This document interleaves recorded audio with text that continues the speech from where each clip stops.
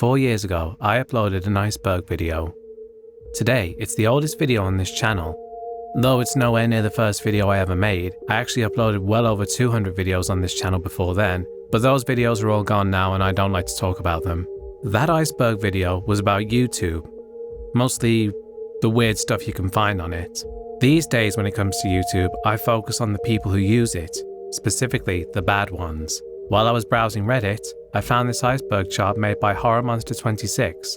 It's a fairly long one, much longer than the one I did all those years ago, so long in fact that in this video I'll only be covering the first half. Why? Look at all of these names in the last 2 layers. Trying to fit all of these in one video would drive me insane, but in this video I'll be covering 4 tiers. This is the Evil YouTubers Iceberg, Part 1.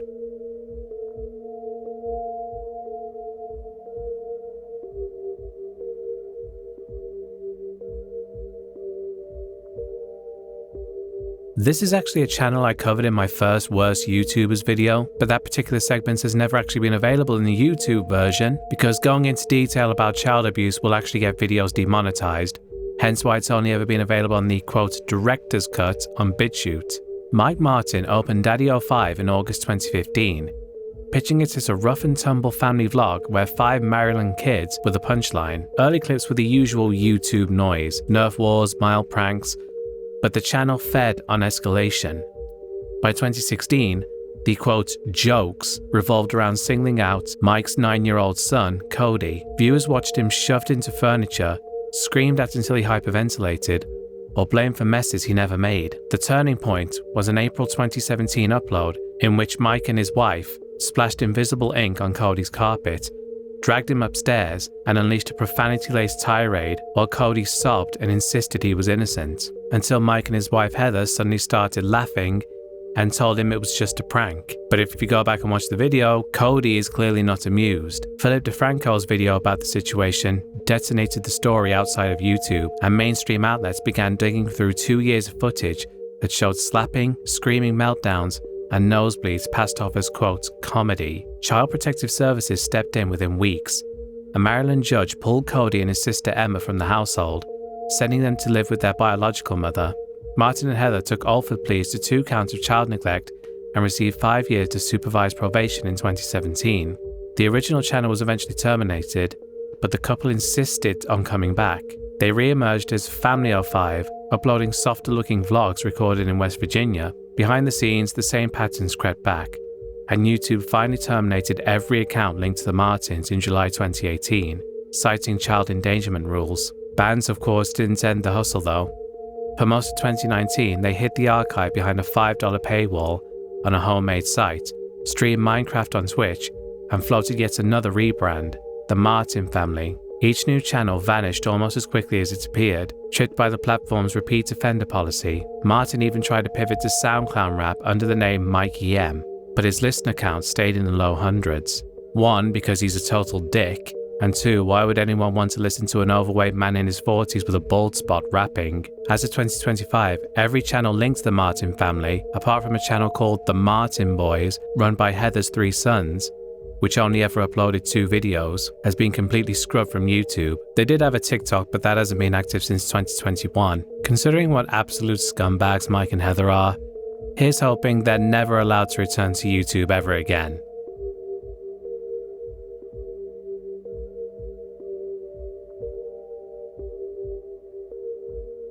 This next entry was apparently so bad that there's no re-uploads of any of this channel's content anywhere on YouTube.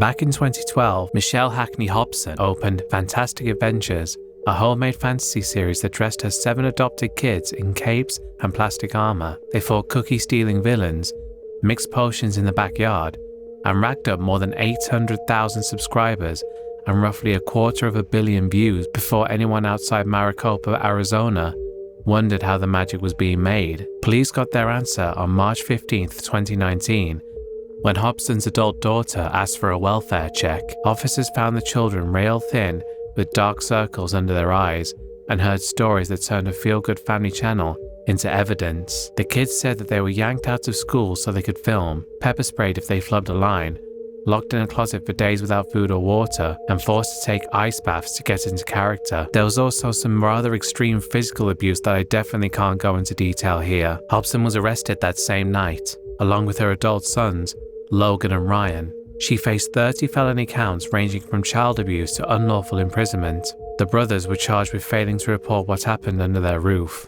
YouTube demonetized the channel within hours and deleted it outright the next day, erasing 6 years of videos in a single click. The case would never reach trial, as Michelle Hobson suffered a brain injury in jail, was declared incompetent, and died in a Scottsdale hospital on November 12, 2019, aged 48.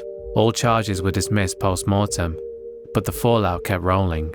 In 2023, prosecutors quietly indicted both Logan and Ryan for separate counts of sexual misconduct with minors. In March of 2025, a Pinal County judge handed Ryan 3.5 years and forced him onto the sex offender registry, a sentence that was more or less identical to the one that Logan received in January of this year.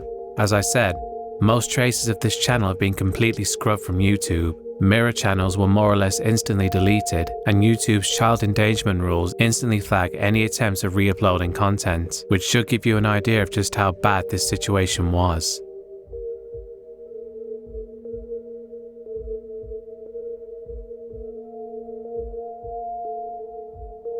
This next channel is one that I actually just covered in my most recent Worst YouTubers video, so we won't be talking about it for too long here.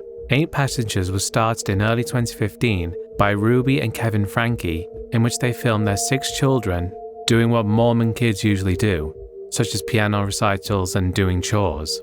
Within 5 years, the family sat on roughly 2.5 million subscribers and over 1 billion views, building a tidy business built around the daily slices of family life. This veneer cracked in June 2020, however, when viewers noticed 15-year-old Chad had been banished to a beanbag for 7 months after pranking a younger brother.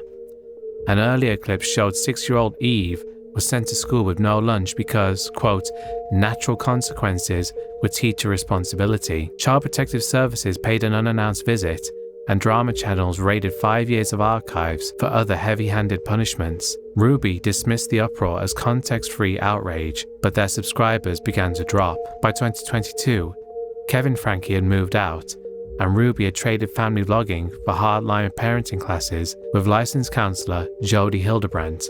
Their new brand, first called Connections, then the Instagram account Moms of Truth, preached strict obedience, fasting, and isolation as cures for, quote, entitlement. Ruby's college-age daughter Shari alerted police more than once, worried that her younger siblings were being left alone for days. Everything collapsed on August 30th, 2023. A 12-year-old boy named Russell climbed out of a window of Hildebrandt's house in Utah with his wrists taped, and he was emaciated, begging a neighbor for food and water. Deputies found a 9-year-old girl named Eve in a dark closet inside Hildebrandt's house.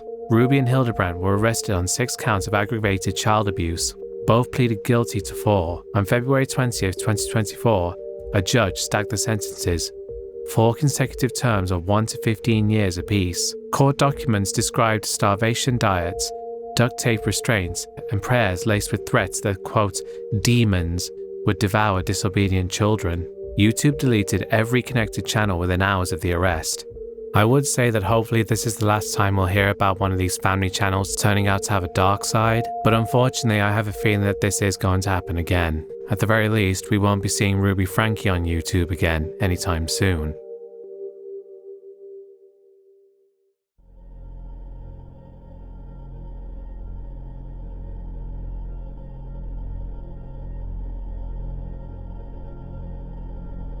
Plasma Master Don honestly looked harmless. Just a 70-year-old Ohio man crooning song covers on his webcam. He opened the channel on August 17, 2012, and over 8 years, sang his way to more than 400,000 subscribers, with shout-outs to the kids who requested covers. Comment sections even called him YouTube's grandpa. The illusion cracked in the summer of 2019. County court dockets in Lisbon, Ohio, list Donzel E. Owens Jr., the man behind the channel, on an August 19th calendar, facing a misdemeanor sexual imposition charge for grabbing a male victim's genitals. 4 months later, he took a plea, paid a $200 fine, and landed on the state's Tier 1 sex offender registry. For more than a year, almost no one connected the chord name to the cheerful singer.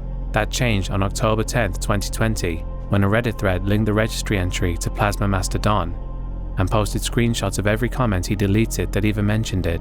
The story went wider on December 11th of that same year, when Nick Crowley uploaded YouTube's Hidden Predator. In 20 minutes, Crowley mapped the registry file and the guilty plea. The video pulled millions of views in days, and subscriber graphs on Social Blade fell off a cliff, and Plasma Mastodon locked his channel, killing the comment feed entirely. 10 days later, on December 21st, 2020, Owens died at Salem Hospital at 73 years old. Local obituaries blamed a lengthy illness, but offered no details. YouTube has never removed the channel, and the uploads still sit there, though obviously without monetization. Plasma Mastodon's catalogue is still online, but the warmth that built it evaporated the moment viewers realized the camera was pointed at a man, likely already banned from going near every elementary school in his county.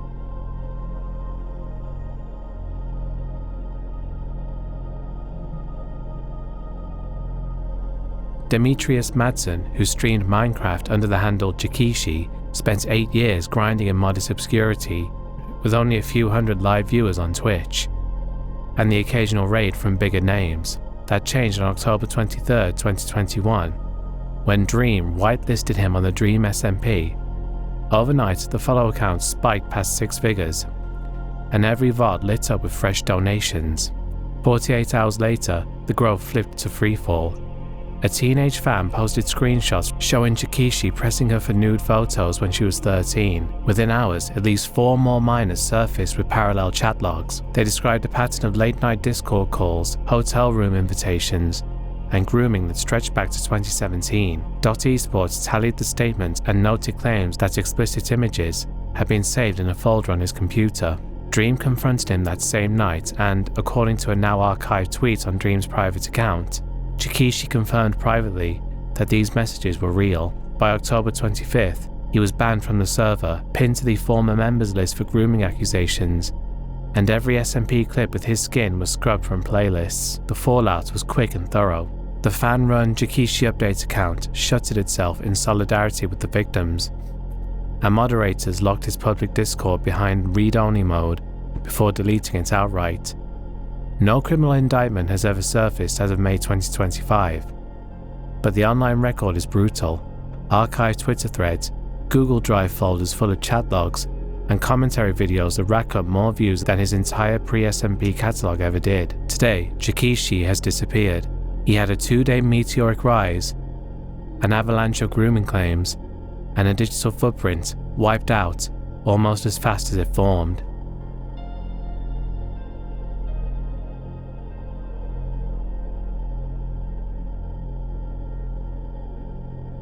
Well, hello there, nosy ass fucking neighbors.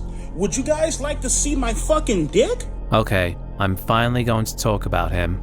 Brian Turhan Emerson Moreland launched his rant channel, EDP445, back in 2010, firing off profanity-laced monologues until one clip after another slipped into meme rotation. By early 2021, he sat on more than 2 million subscribers, sponsorship deals, and the illusion of a harmless loudmouth superfan.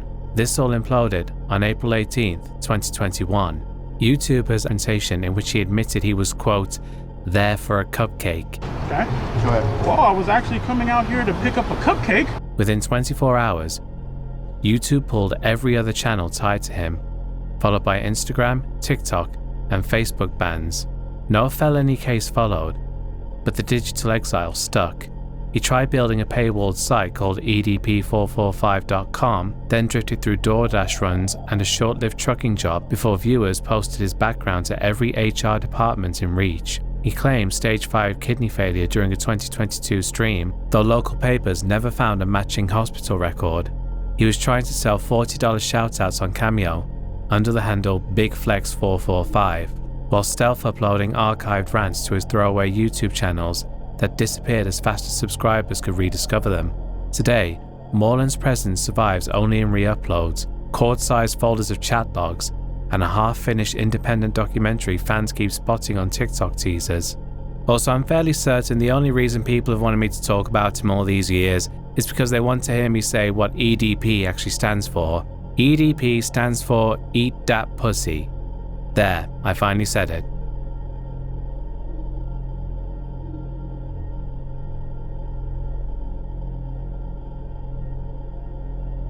Romeo Lacoste opened his YouTube channel in 2014, posting videos of him tattooing visiting influencers in his studio, episodes with the Dolan twins, Gabby Hanna, and a string of former Vine stars sent subscriber counts past 1 million, while Instagram filled with close-up shots of the tattoos he'd done on pop stars and NBA rookies. Viewers got a soft-spoken host, and clients got permanent souvenirs. And Lacoste, of course, got the aura of YouTube's resident tattoo artist. Of course, there's a reason why he's on this iceberg. Drama channel creator Sebastian Williams posted DMs showing Lacoste propositioning girls as young as 15. The messages swerved from small talk to graphic detail, requests for nudes, offers of vodka and Netflix nights, even a plan for a hotel meetup during VidCon. One thread captured asking him whether the teen, quote, liked it rough. Within 48 hours, BuzzFeed, Insider, and every commentary channel worth a thumbnail amplified the screenshots. Collaborators purged his name from video titles and unfollowed in bulk. Lacoste locked his Twitter, disabled comments, and stopped uploading for nearly a year. When the channel flickered back to life in 2020, the tone had changed. Gone were the videos with other YouTubers. In their place were quick, sponsor-heavy clips filmed inside his North Hollywood studio, each one avoiding any mention of the allegations. The rebrand never stuck. Sponsorships dried up, video recommendations flatlined, and a defamation suit he filed against Keemstar stalled in federal court, kicking up more headlines than clients.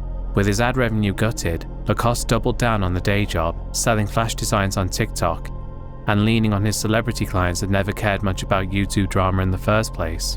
As of 2025, he still does tattoos out of a storefront called The California Dream, and still pushes booking links on accounts that top 1 million followers, but every Google search for his name lands on the leaked DMs before it reaches his portfolio, and any video he posts now on will attract a comment section asking why a 30-plus-year-old tattoo artist spent nights sexting high school freshmen.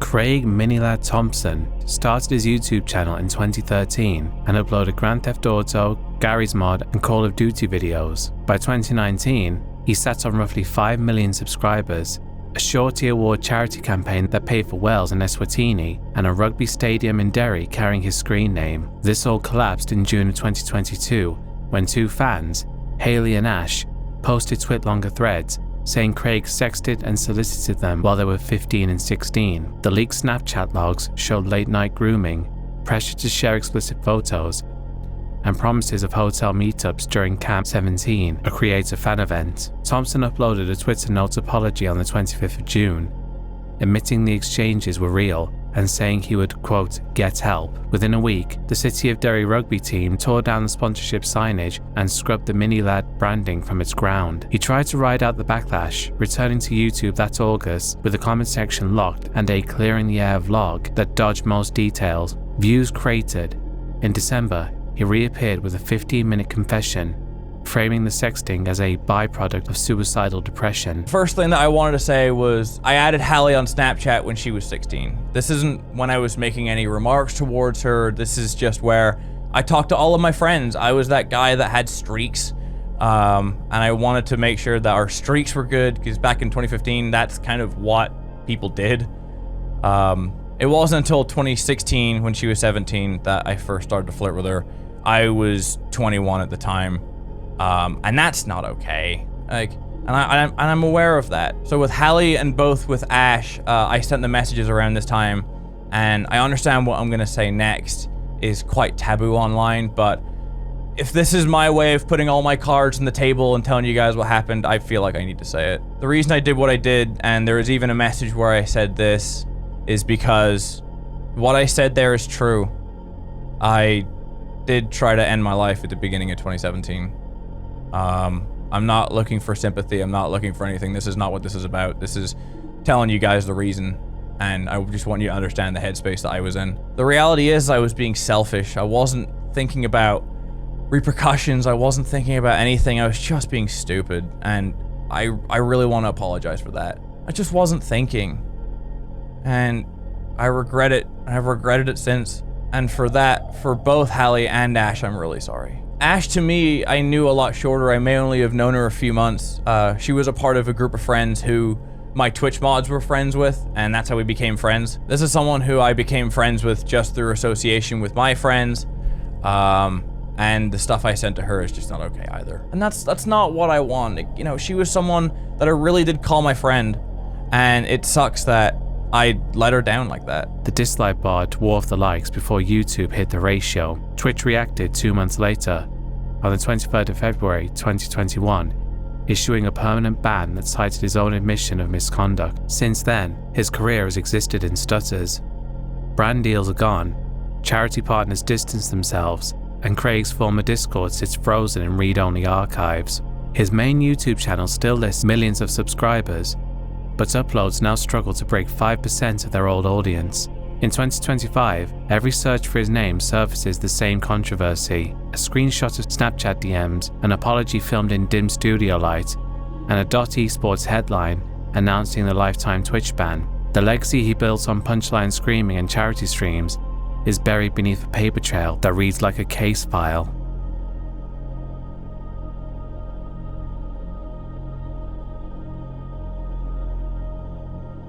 Chris Tyson was one of Mr. Beast's first on-camera collaborators, a childhood friend from Greenville, North Carolina, who moved into Mr. Beast's duplex in 2016 to film $20-something stunts that later pulled hundreds of millions of views.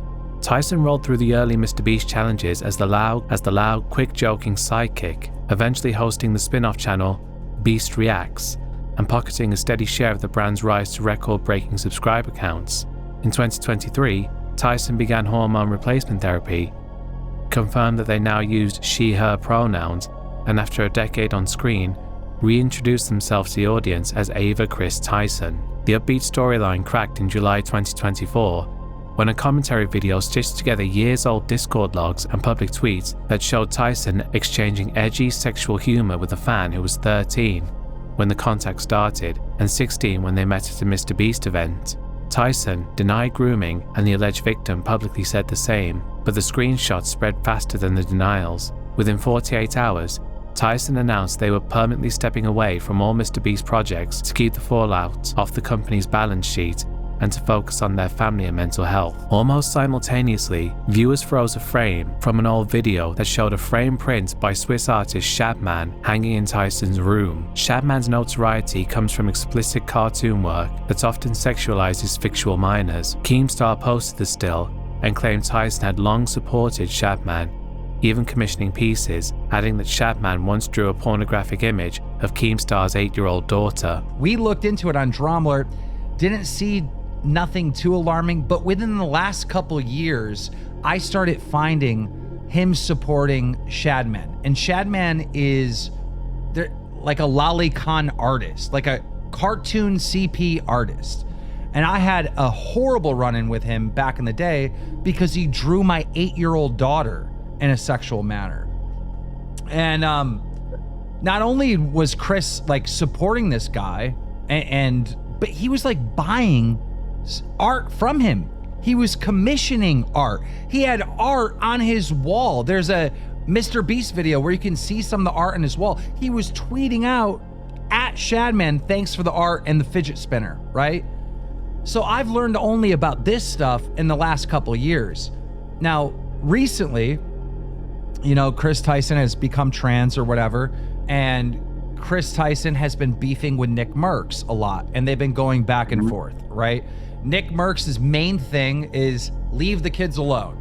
Well, for some reason, that's highly offensive to Chris Tyson, which makes no sense to anyone, right? Right. What, Chris, what, you should be attacking people's kids? Like, what is going on? You should be trying to get It's not an exclusive club either. There's a lot of people who are offended by that for some reason. I was like, what is this? I didn't even understand that beef. This motherfucker jumps in my DMs, Chris Tyson, starts saying that I'm rallying up a transphobic campaign against her. And I'm like, you gotta be fucking kidding me. Every single person that made the tweets on Dromler is my employee, Gino, who is trans. Who is trans? So she accused my trans employee of being transphobic. And I had to lay that all out to her, and she still decided to preach at me, or he, or whatever you want to call Chris, still decided to preach at me, telling me that I need to do better. So I lost it. It's the first time I brought this up to her or him. I said, look, you supported this artist that drew my kid when she was 8 years old in a sexual manner. You have some fucking nerve to tell me to do better. And I went off, didn't apologize, didn't take any accountability. The only thing Chris said was, oh, all YouTubers supported Shadman back then. That was it. That was the cop-out. And that I need to do better. I fucking lost it. So I started fucking hitting up Mr. Beast, and I'm saying bro, I swear to God, this is gonna be an all-out war with fucking Chris if Chris continues to talk to me this way. And it seems like the grooming allegations, for the most part, are bullshit. But what is true is Chris Tyson joking around with this underage minor about selling nudes. That is the truth. Ugh. That is the truth. Now, some would say that alone is grooming, right? But is it grooming? Is it joke? I don't know. Tyson did not dispute owning the print, but said no commission involved minors. The image was quietly edited out of all videos where it appeared after this revelation. Facing a storm of controversy, Mr. Beast hired the law firm Quinn Emanuel to comb millions of files and conduct dozens of interviews. 3 months later, the investigators reported, quote, no evidence of grooming, child pornography, or other sexual misconduct, though they did flag isolated workplace harassment incidents that rapidly scaled Mr. Beast's operation. Tyson's name was cleared on paper, but they remain offline.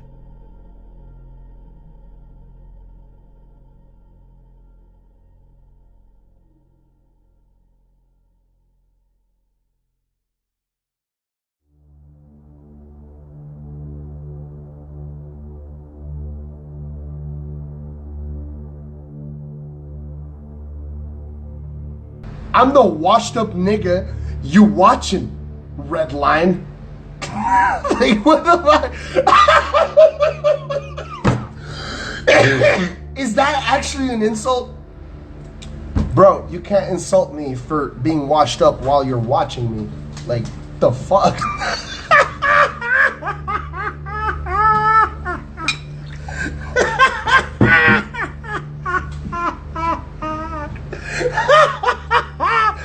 Cancelled. Oh God. Oh no, Becca, you're. Oh God. I thought we saw the saddest of the saddest, but then Becca came along. You can't cancel people. That's such an entitled thing. Marcos Wilton, better known as Lionmaker, opened his Minecraft channel in 2013, uploading bright, cheerful commentaries that filled a child-heavy subscriber list that soon passed 600,000. He toured fan servers, filmed with Stampy and Ballistic Squid, and marketed himself as the approachable big brother inside blocky kingdoms some kids spend more time in than they did outside. By mid-2015, screens were showing another side. On June 12th, a Swedish mother intercepted a Skype session after the 30-year-old had asked her 12-year-old daughter for nude photos and told the girl to keep quiet. The same night, a 16-year-old boy in California said Wilton offered him $500 for full frontal shots. Both teens handed over the chat logs. One PayPal receipt backed up the cash offer. Wilton said the account had been hacked. 6 months later, on December 23, 2015, his verified Twitter account spat out 2 explicit photographs of Paige the Panda, a 16-year-old fan he met on the Minecraft convention circuits, plus a confession-style tweet reading, "I have fooled you all and made plenty of money while doing it." The tweets vanished within minutes, but screenshots spread faster than any cleanup. Belgian police hauled him in for questioning that night. He resurfaced, claiming both a jail stay and a blackmailer were to blame. Yet he never explained how the blackmailer came by the images. The fallout cost Wilton all of his sponsorships, and parents began forwarding transcripts to British and Belgian cybercrime units. Court files remained sealed, but reporting in 2020 noted that he had ultimately spent about 10 months behind bars on child exploitation charges before slipping back online under the handle Leo Maker. YouTube viewers spotted the rebrand quickly, and the flagging started again. On September 20th, 2020, the platform erased every Lion Maker-related channel under its Severe Predatory Behavior Clause, one of the rare lifetime bans issued that year. Since then, Wilton has tried to lurk in Discord servers and fringe streaming sites, but the Minecraft community treats any reappearance like a fire drill. Alerts go out, moderators swing hammers, and the screen goes black where his avatar used to stand.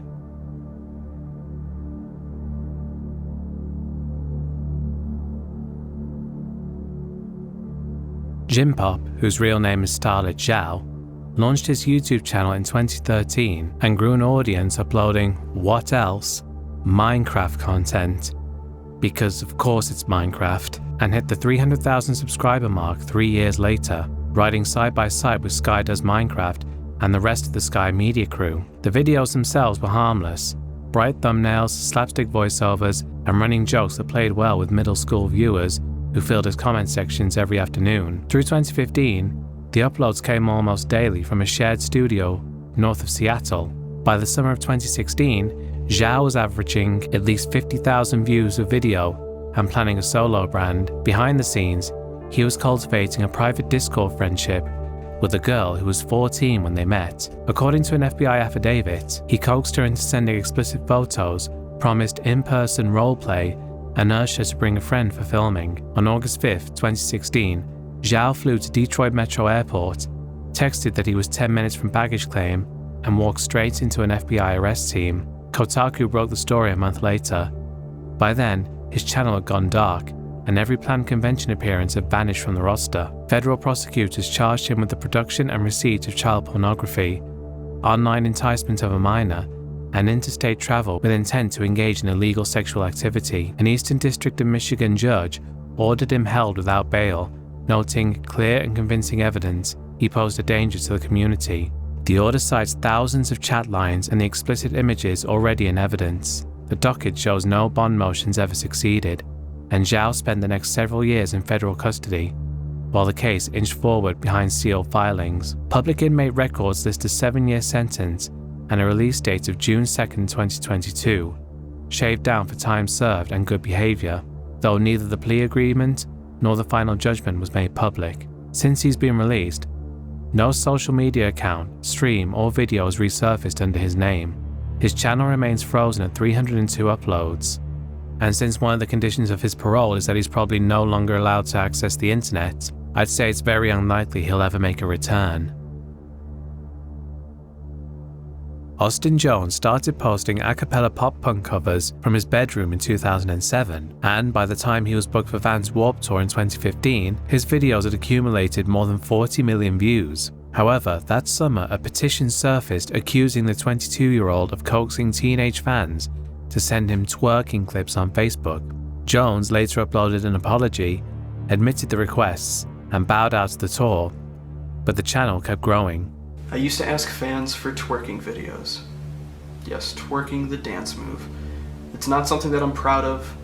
It's not something that I think is right, and I shouldn't have done it. This really blew up online when a YouTuber and someone that's very popular on social media somehow found this out and decided to blast it out there.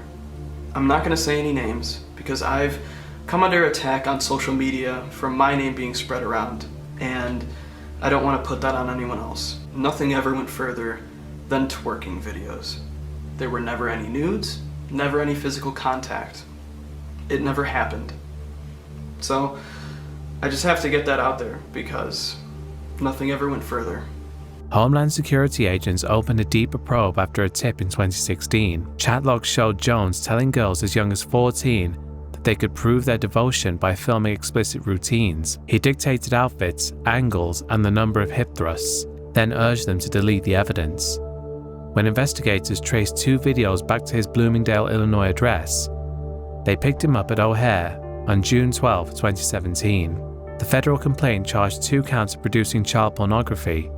A judge ordered him offline and under house arrest while the case moved forward. Jones pleaded guilty to 1 count of receipt of child pornography on February 1, 2019. In his admission, he acknowledged contacting at least 6 minors, directing them to create and send sexually explicit videos, and attempting the same with about 30 more. On May 3, 2019, a US District Court judge sentenced him to 10 years in federal prison, noting the systemic way he leveraged fame to exploit fans. YouTube terminated his channel the same week. As of 2025, Jones is still in prison at FCI Loretto in Pennsylvania. Records list December 31st, 2027 as his earliest possible release date. When he is finally released, it's safe to say he won't be returning to YouTube, and he certainly won't be invited back to perform at any festivals again anytime soon.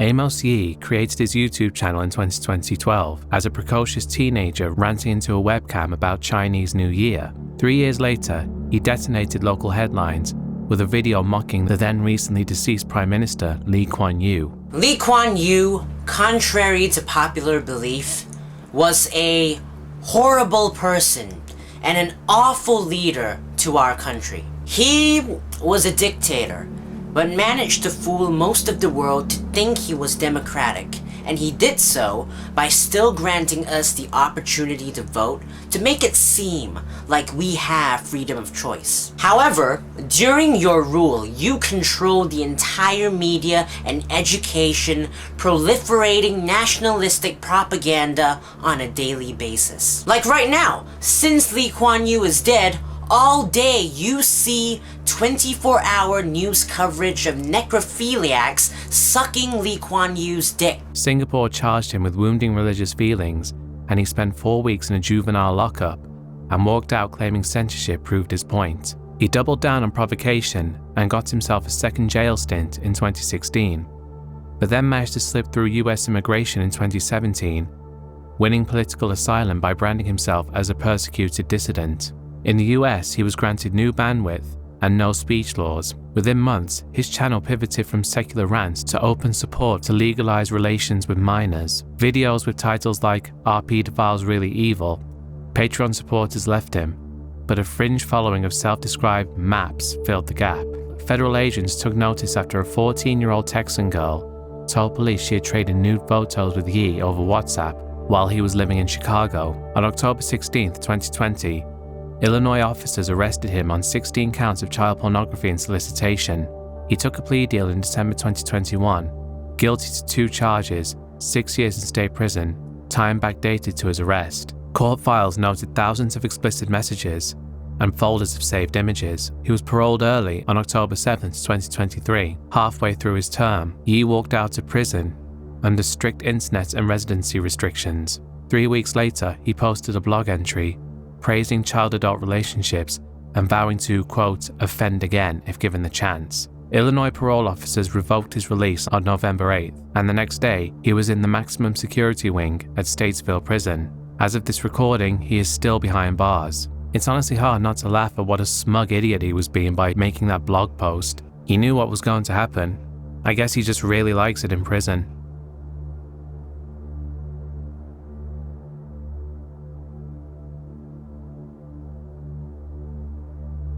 Mike Lombardo was a Berkeley graduate musician who posted videos to YouTube that he filmed in his dorm room while also being signed to DFTBA Records, and was known to send flirtatious replies to the fans who would post song requests in his comment sections. On YouTube, he collected a decent following. Behind the scenes, he was collecting something else. In July 2012, federal agents seized his hard drive and found hundreds of nude images sent by girls as young as 11. Most tagged with the same screen names that would appear on his livestream chat. Lombardo pleaded guilty in September 2013 to receiving child pornography from at least 6 minors. Court filings describe him coaching girls on posing, critiquing lighting, and demanding videos, quote, so he could tell if they were lying about their age. In February 2014, a federal judge handed him 5 years at FCI Fort Dix, a sentence long enough for the platform to forget his name, and short enough that the victims were still in high school when he walked out on August 16, 2018. His YouTube channel never came back, but surprisingly, he did. He now goes by the name Michael Lawrence and works as an audio systems engineer and frequently appears on the Signal to Noise podcast, and he even has a LinkedIn page. Somehow, despite being a convicted sex offender, he's still getting work. But obviously he won't return to YouTube because the minute he does, people will immediately bring up what he did and force him to leave again just as quickly as he returned.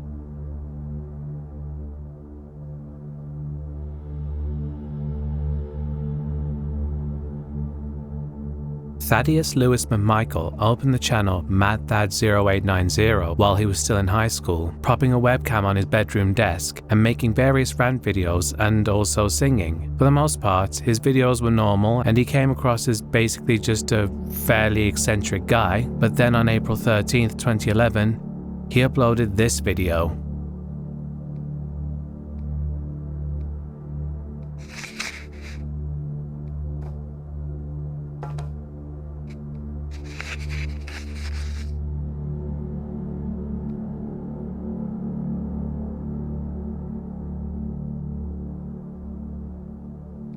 Happy birthday to you. Happy birthday to you. Happy birthday, Kotonoha. Happy birthday to you. Blow out the candles, Kotonoha.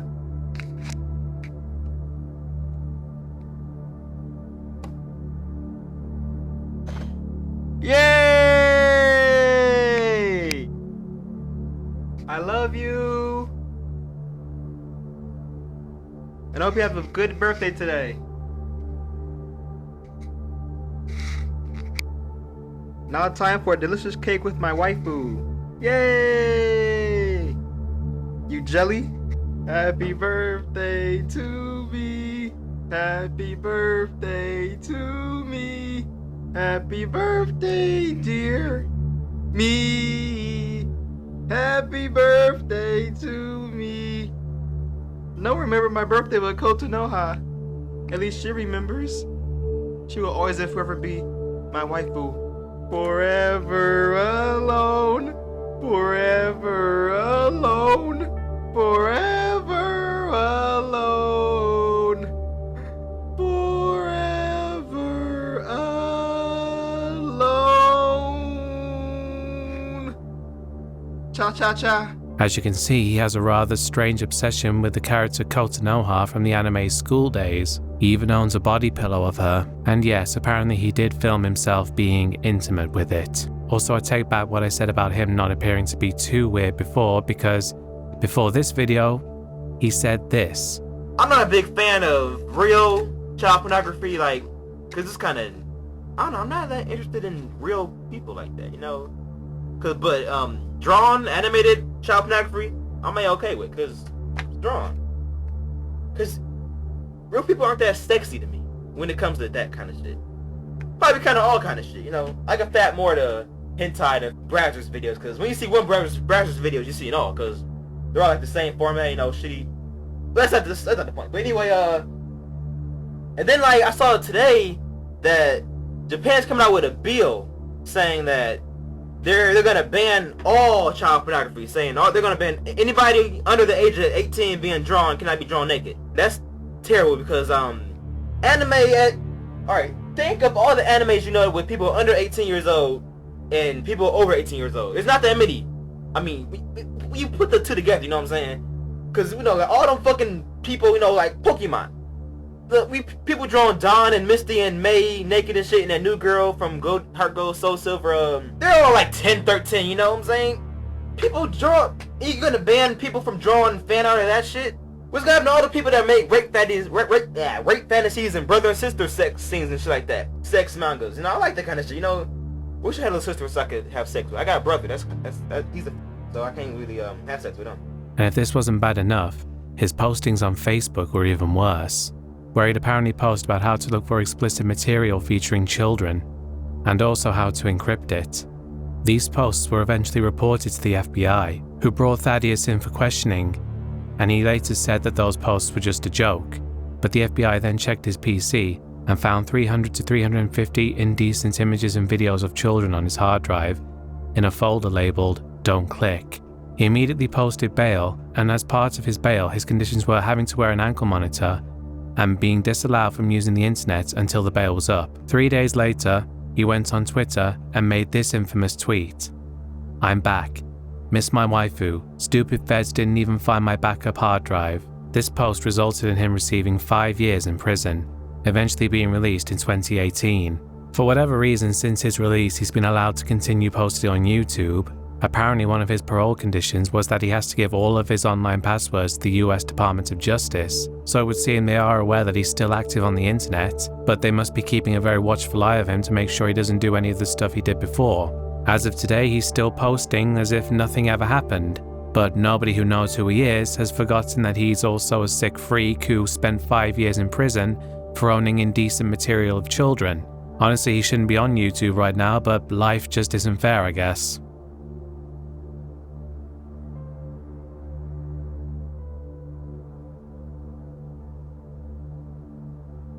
In the early days of YouTube, a 45-acre scrap plot outside Lucan, Ontario, turned into a stunt park called David's Farm.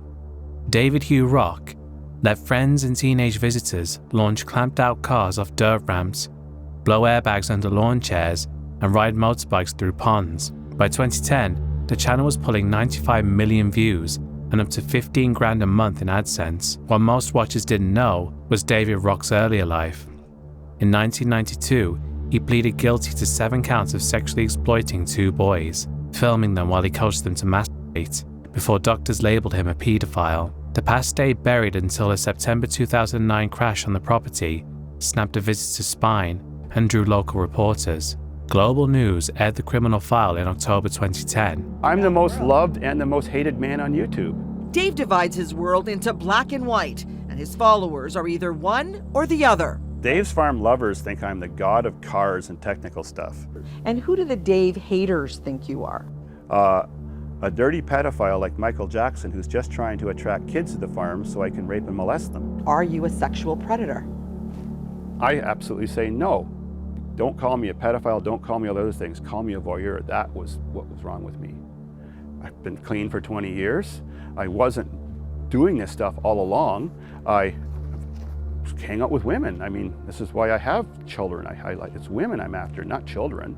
I have lots of money. If I wanted to exploit children, I could certainly pay them and pay them to shut up or pay them to do whatever I wanted. Jalopnik followed with a profile that called him the sex criminal who became a YouTube sensation, triggering a wave of flagging campaigns, death threats, and a police raid over environmental violations and underage guests. Rock insisted minors were only allowed with guardians, kept uploading, and watched his subscriber count continue to climb. Ontario Provincial Police finally seized his computers in 2015. Investigators found fresh child abuse imagery, and in early 2016, a judge handled the then 53-year-old David Rock 9 months in jail for possession of child pornography and locked him onto Canada's sex offender registry for life. He walked free before the year was out and moved back to the farm, but by then his channel was already gone. While YouTube had terminated his main channel, he opened a new one and continued uploading from there, though the views of course were nowhere near as good as he once got. For years, he paraded himself as something of a cool uncle type character to his viewers, and of course they never knew the past he was hiding, and of course never knew that he'd offend again.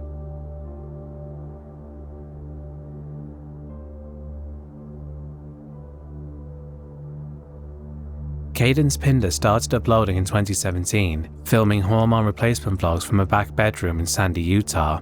The channel drew a steady trickle of viewers looking for first-person transition diaries and updates on the small-at-home daycare she and her boyfriend Marcus Strebel ran out of the same split-level house. Google broke that routine in December 2019, when its automated filters caught child abuse images moving through one of Pinder's Gmail accounts. Investigators traced the IP to a phone on her nightstand, pulled warrants, and in February 2021, filed 15 felony counts of sexual exploitation of a minor against Pinder and 10 against Strebel. A forensic sweep of their phones turned up roughly 125 pictures, some showing children as young as 3. Detectives noted that both suspects had full access to the daycare space next door.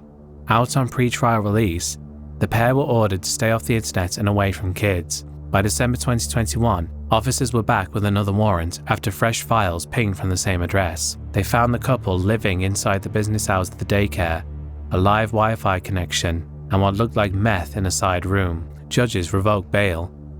In April 2022, Pinder and Strebel cut a plea deal, 2 counts each, potential prison term suspended, 300 and 365 days in county jail with credit for time served, 4 years probation and lifetime sex offender registration. The health department closed the daycare license the same week. Since walking out of prison, Pinder has kept a low profile, and the channel seems to have been completely abandoned.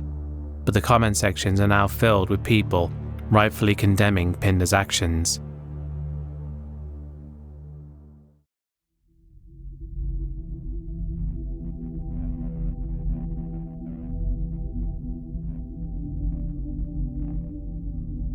Steven Fernandez burst onto YouTube at 11, skating handrails in Compton and teasing women from the passenger seat of a Lexus. If you were a triangle, you'll be a cute one. A triangle? Yeah.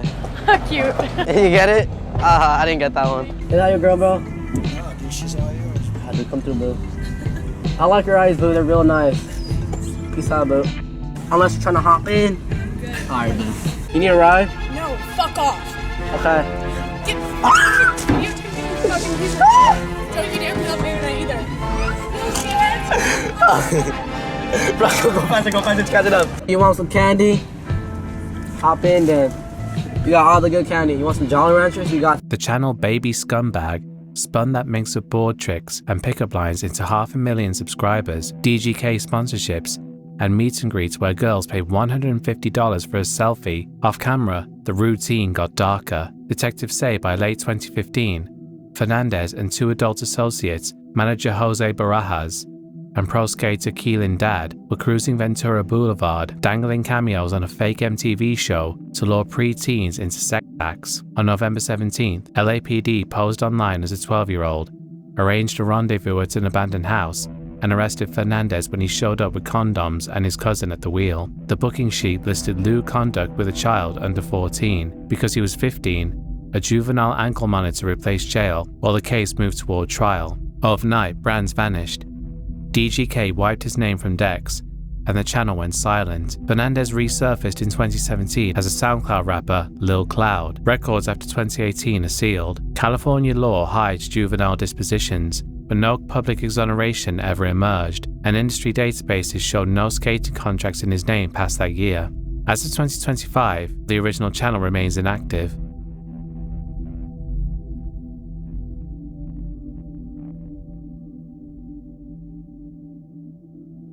Ian David Warden built News Now Houston in 2014 around a simple hook: plant a camera outside courthouses, bait deputies with open carry tests, then frame every pushback as proof the Constitution was under siege.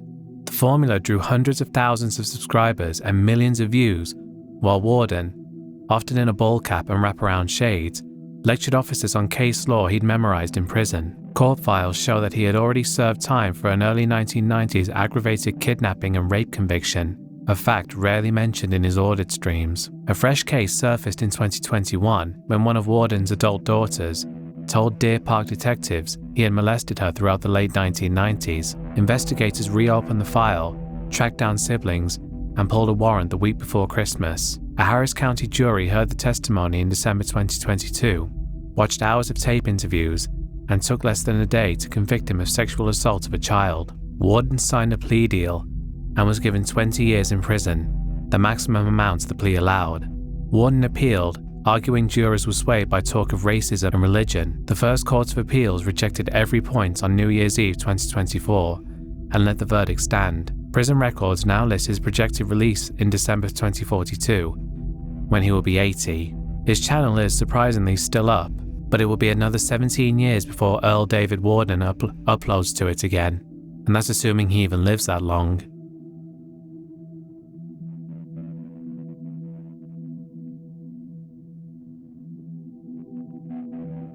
Andre Jean-Luc Tucker launched Otaku Studio in 2016, where he would post animation videos mixing original characters with not safe for work riffs on Gainax icons and racking up 6-figure views. Behind the scenes, freelance artists say he paid an exposure at best and insults at worst.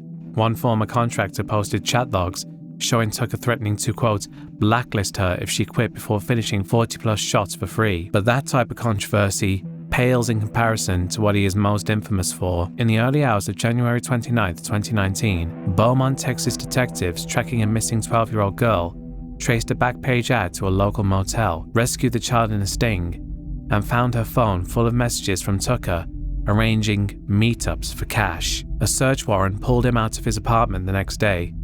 He admitted on tape that he had already had sex with the minor. A Jefferson County grand jury returned 2 indictments for aggravated assault of a child on April 25, 2019. Following this, his Patreon and Shark Robot pages were both removed, but his YouTube channel still remains up to this day.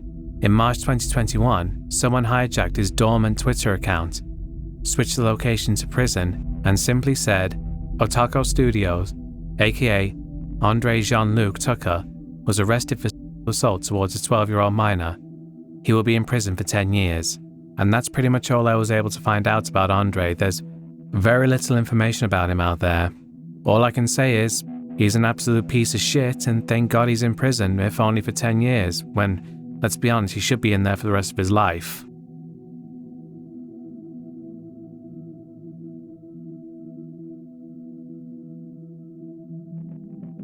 Carl Herold showed up on Reddit in 2009 offering free programming help, then moved the lessons onto YouTube in 2012. He posted nearly 120 videos, pulled in more than 30,000 subscribers, and even landed Reddit's User of the Day badge that July. Early viewers remember him answering coding questions over Skype at no charge, the kind of accessibility most tutorial channels still don't bother with. The upload stopped in November 2013. A few weeks later, Alabama investigators revealed the reason. Herold and his live-in partner, Charles Dunavant, had been arrested for crimes against Herold's 9-year-old son. Prosecutors accused the pair of sodomy, aggravated child abuse, producing and distributing child pornography, and keeping the boy locked inside their Huntsville home for months. Hundreds of explicit images were seized. Some reportedly showed the child himself. A judge set the bond at $1 million cash for each man. As the case widened in early 2014, new indictments pushed the count against Herold past 20 separate charges. Detectives testified that the child had no schooling, no contact with anyone outside the house, and that the abuse stretched back at least 8 months before the raid. Federal prosecutors in New York prepared their own file after tracing videos uploaded from Herold's computer. On November 4, 2014, while awaiting extradition, Herold was found hanging in his Clay County jail cell. He was 33, leaving Dunavant to face the state and federal dockets alone. Herold's lawyer claimed that the suicide blindsided him. The Madison County District Attorney's Office said the suicide robbed the courtroom of a full accounting, but at least spared the victim another round of testimony. Dunavant eventually took a plea deal, drawing a 36-year federal term, followed by a 20-year state sentence that runs concurrently. Police say the victim was in protective custody and spent a long time in therapy, but was able to make progress in their recovery. Herold's YouTube archive remains frozen in 2013. Quiet, instructional, and permanently tainted once viewers know what was happening behind the scenes.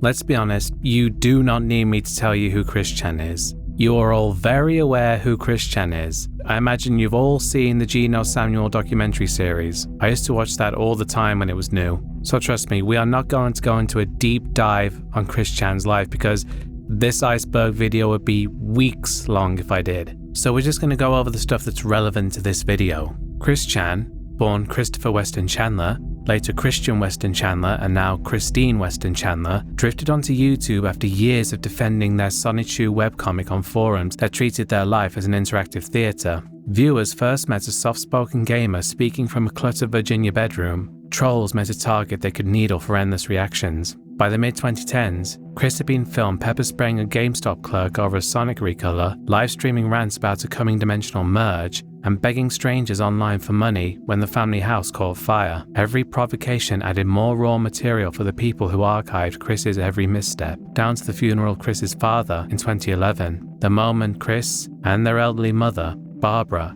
were left alone in the house. On July 30th, 2021, a 9-minute phone call leaked. A voice sounding like Chris described having sexual contact with their 79-year-old mother, who was showing signs of dementia. The recording rocketed through Kiwi Farms and Reddit. While users dialed Greene County Police, officers served an emergency protective order, moved Barbara to the hospital for a wellness check, and left Chris sleeping in a battered van outside a Richmond motel. 2 days later, Ethan Ralph's livestream captured deputies leading Chris away in handcuffs. Chris told the camera almost cheerfully that everything's going to be alright. Fine. Your goddess blue heart, and I continue to stand strong, and I maintain everything with quick fill and my side shoes and road shoes and everybody. Yeah, you're live to about 3,000 people right now, Christian. How do you believe? Well, don't. You're taking everything in stride. You said you're doing good? Yeah, I keep it good faith. Everything is going to work out. Doing good, feeling good? Well, how's the last few days been? I know it's been pretty stressful. It's been stressful, but I've taken it one moment at a time, and I got my loves. Prosecutors filed a single felony incest count, punishable by up to 10 years. Chris sat in the Central Virginia Regional Jail through to March 2023, with a detour to Western State Hospital after doctors ruled them incompetent for trial. Letters sent from Chris's cell mixed biblical prophecies with requests for trading cards. Court dockets rolled over again and again until a grand jury review landed in circuit court. On August 8, 2023, the judge dismissed the case after the defense secured an autism-related deferred disposition. The file was sealed the same day. By the way, I didn't know if you knew this, but Chris is actually autistic. Doesn't mention it often, so you could probably be forgiven for not knowing. Chris walked out after 19 months inside, right back to the same old channel, where they'll continue to be documented probably for the rest of their life. And Chris somehow managed to avoid 10 years in prison, despite being a literal motherfucker.